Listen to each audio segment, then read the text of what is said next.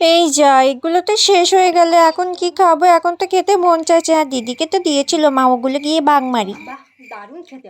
হ্যাঁ, দিদি তো এখানে খাচ্ছে, এবার এগুলো চুরি করবো কি করে? না, এদিকে তো আমার খেতে খুব মন চাইছে, এদিকে তো আমার লোভ বেরিয়ে যাচ্ছে। কি যে করি, দিদির কাছে একবার চাই। এই দিদি, হ্যাঁ, তোর ভাগের থেকে আমাকে একটু খাবার দিবি?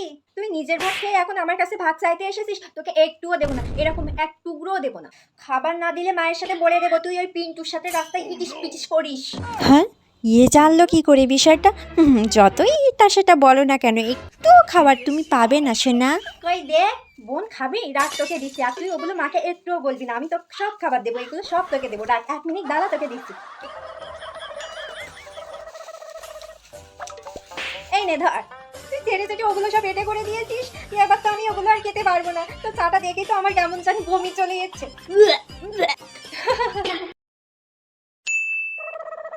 মাম্মি, দেখো সাথে করে কাকে নিয়েছি। এইটু নিয়ে এদিকে আয়। বেটা, তুমি এটা কাকে নিয়ে এসছো? মাম্মি, আমাদের বাড়ি থেকে কিছু দূর হেঁটে গেলে যে ছোট রাস্তা পড়ে, সেই ছোট রাস্তার পাশে যে ছোট ছোট ঘর আছে, ওখানেই ওদের বাড়ি। হ্যাঁ, তার মানে তুমি বস্তির মেয়েদের সাথে মেলামেশা করছো? বেটা, তুমি জানো ওরা কত নোংরা ভাবে জীবনযাপন করে? আমার বিশ্বাস হচ্ছে না বেটা, তুমি আমার মেয়ে হয়ে এইসব ক্লাসের মেয়েদের সাথে মেলামেশা করো।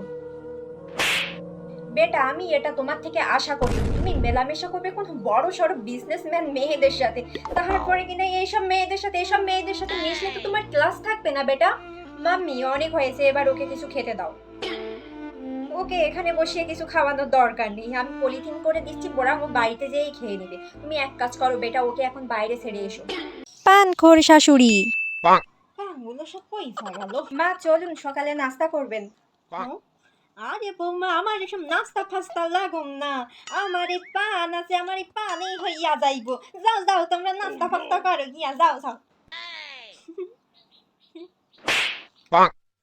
মা চলুন, দুপুরে খাবেন। আরে বৌমা, আমি ওসব দুপুরে ভাত না খাবো না। তুমি তার থেকে আমার 2 ফোন পান আই না দাও, আমি এখানে বইসা বইসা দুপুরে ভাতের বদলে পান খাবো। যাও যাও যাও। মা চলেন, আপনার ছেলে অফিস থেকে আসার সময় পিজা নিয়ে এসেছে, চলুন খাবেন। আমি এসব নোংরা জিনিস খাই না। ছেলেরে 5 ফোন পান আনতে কইছিলাম, সে পান কি আনলো? শালার বুড়ি এখানে বসে বসে পান খাবে আর বাথরুমে গিয়ে নীলে নীলে হাগু করবে। মা চলুন, রাত্রিবেলা খাবেন। মা, আরে বৌমা, আমার ঘুম লেগেছে, আমি চোখে টোকে কিছু দেখতে পাচ্ছি না। আমার জিভ পুড়ে গেল, জিভ পুড়ে গেল। আমার মাথায় তাড়াতাড়ি জল দাও। বড়দি, আরে ছোট, আরে আয় আয় আয়, কতদিন পরে এলি বলতো? আরে আর বলিস না, কাজের চাপে একদম আসতে পারি না। বাবা, প্রায় 10 বছর পরে আমাদের বাড়িতে এলি, এবার দিন কতক আমাদের বাড়িতে থেকে যা। আরে দিদি, বাড়িতে তো মোনাকে দেখতে পাচ্ছি না, মোনা কোথায় গেল? আরে ও একটু বাইরে গেছে, এক্ষুনি চলে আসবে। দেখ, বলতে না বলতেই চলে আসলো। হ্যাঁ, মাসি আবার কখন আসলো? আরে আরে ওই তো মোনা। আরে মোনা, কত বড় হয়ে গেছিস। আরে বড়দি, মোনার তো বিয়ের বয়স হয়ে গেল।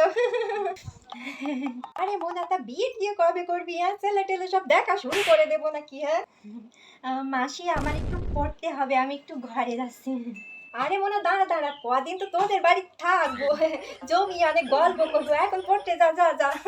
হ্যাঁ, মাসি এবার কয়দিন থাকবে? এবার তো আমি আমার পুচু সোনার সাথে একদম কথা বলতে পারবো না, আর আমার ফুলন দেবী মাকে একেবারে আবল তাবল বলে একেবারে হাত করে নেবে।